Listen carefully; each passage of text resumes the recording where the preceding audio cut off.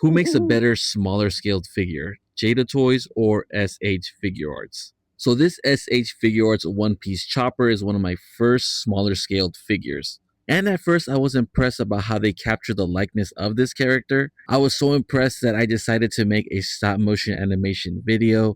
But while making the video, I started to feel the limitations of a figure of this scale. Luckily, I worked around it and made a decent stop motion video from it. So after that, I thought to myself, maybe smaller scale figures are not for me, and I'll only get them if I need them to complete a team or something. A couple months later, I had gotten more into Jada toys, but still iffy about getting smaller scale figures. And at that time, I was playing Mega Man 64 on the N64, and right away, I wanted a Mega Man figure. Sadly, Jada Toys doesn't make the one from the N64, but they do make the one from the classic game. So I then decided to stock them up in my store and kept one for myself, obviously. I then unboxed it and started messing around with it, and man, let me tell you, this thing was articulating, dude. I'm like, man, this thing is sick. I can make him do so much, from side air kick poses to cool fadeaway blast moves. This figure was a straight 10 out of 10. I then thought to myself, damn, maybe SHF Chopper wasn't as good because it was way too small. Remember, it's under 3 inches. The Mega Man is closer to 4 inches. So after that, I didn't think too much of it. Then S.H.Figuarts released the Super Mario Bros. Figures, and my expectations were high. I was already thinking of ways to pose them, doing the Smash Bros. Move sets, and just making quick pose videos.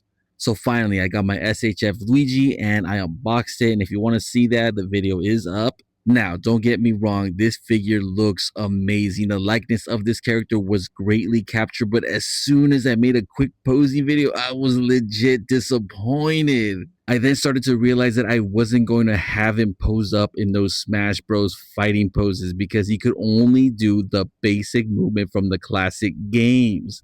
It was definitely a letdown. I was so pissed. So one night while I was sleeping, I woke up in a cold sweat and turned to my wife and was like, babe, you're not gonna believe the nightmare I just had. It was crazy, babe. Jada Toys smaller scale figures was more articulated than my SHF Luigi figure, babe. I'm joking, that did not happen, alright? But I did end up comparing my Jada Toys Mega Man and SHF Luigi to realize that my Jada Toys Mega Man had better articulation. Like I said before, SHF does a great job capturing the likeness to a T, but that's all this Luigi had going for it though. When it comes to head movement, Jada Toys wins. Both don't have butterfly joints, but Jada Toys found a way around that. I mean, look how far this goes. SHF Luigi is just so limited because of the design. It's terrible. Jada Toys also added upper torso movement as well, so it's able to ab crunch and move the torso around. But guess what? SHF did none of that. The upper torso doesn't move at all. Like, bro, come on now. This is 2026. The legs on the SHF Luigi are so limited as well. I mean, you can only kick forward and move the legs in and out very slightly. And no, you can't do a full split with this figure whatsoever. The ankles and feet articulate pretty good, but toe articulation would have been nice. Now, the Jada Toys Mega Man has all the lower body movement, and yes, it can do a full split and move just like you expect it to. But it obviously doesn't have toe articulation and ankle pivots. Lastly, these figures both have single jointed elbows and knees, but guess what? SHF dropped the ball on the hand and wrist movements. Like, what is this, dude? Jack's Pacific? I'm just joking. For all the Jack's Pacific fans, I'm just joking. But yes, this Jada Toys Mega Man at least has hand and wrist articulation, which is another W for Jada Toys. So if you got this far in the video, I'm sure you're thinking that I'm a Jada Toys glazer. But to be honest, with Jada Toys, you do get more for your buck when it comes to figures and accessories combined. This Mega Man Deluxe figure comes with an accessory holder, blast effect, Mega Man blaster cannon, extra pair of hands, and that little enemy, and an extra head sculpt. For this to have a $30 value is insane.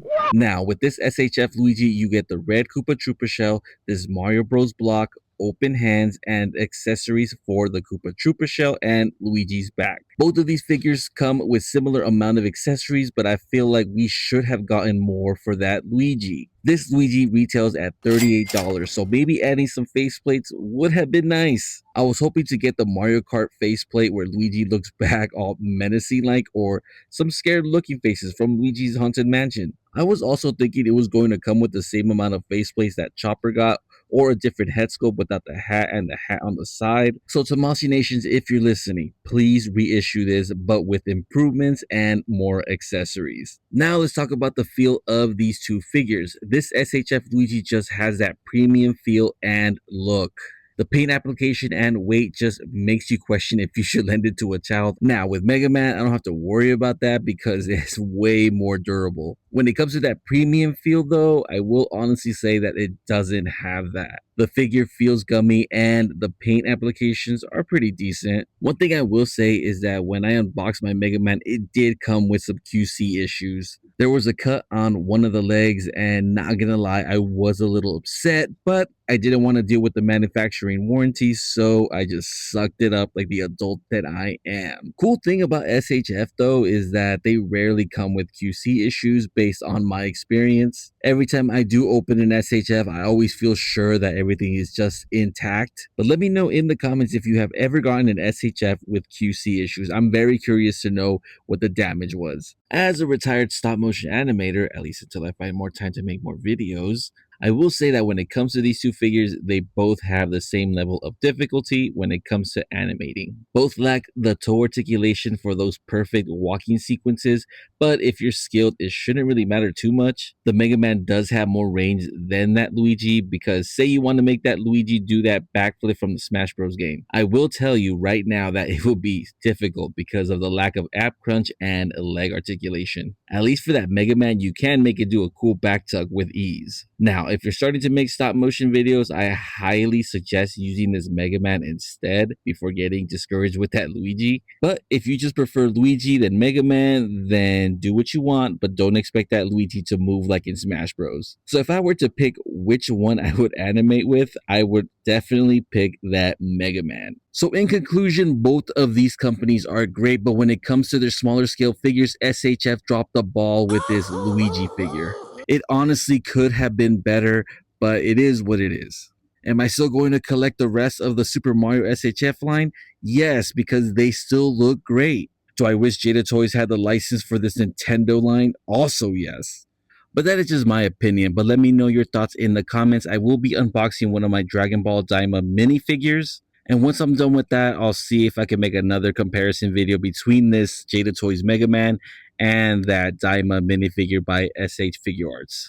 Oh, and don't forget to subscribe.